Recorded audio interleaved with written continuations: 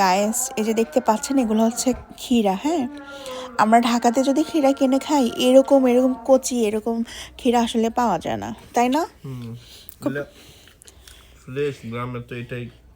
গ্রামে আসলে একটা সুবিধা কি সব কিছু ফ্রেশ খাওয়া যায়, একদম শাক সবজি থেকে শুরু করে মাছ মাংস সব কিছু, তাই না?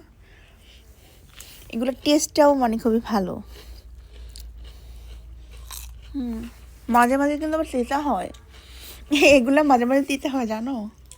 হ্যাঁ হয়তো।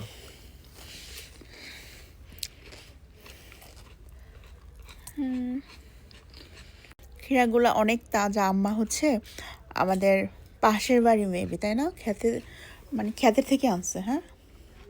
আম্মা হচ্ছে আম্মার এক কাজিন আছে ওনাদের বাড়ি থেকে ওই দিন হচ্ছে লাউ শাক আনছে, বুঝছো? তোমার খালা হয় মেবি, না?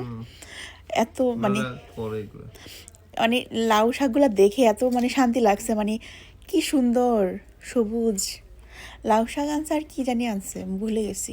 কুমড়া। কুমড়া, হ্যাঁ, চাল কুমড়া বলে এটা, চাল কুমড়া, মিষ্টি কুমড়া। ঠিক আছে গাছ, এই পর্যন্ত, আল্লাহ হাফেজ।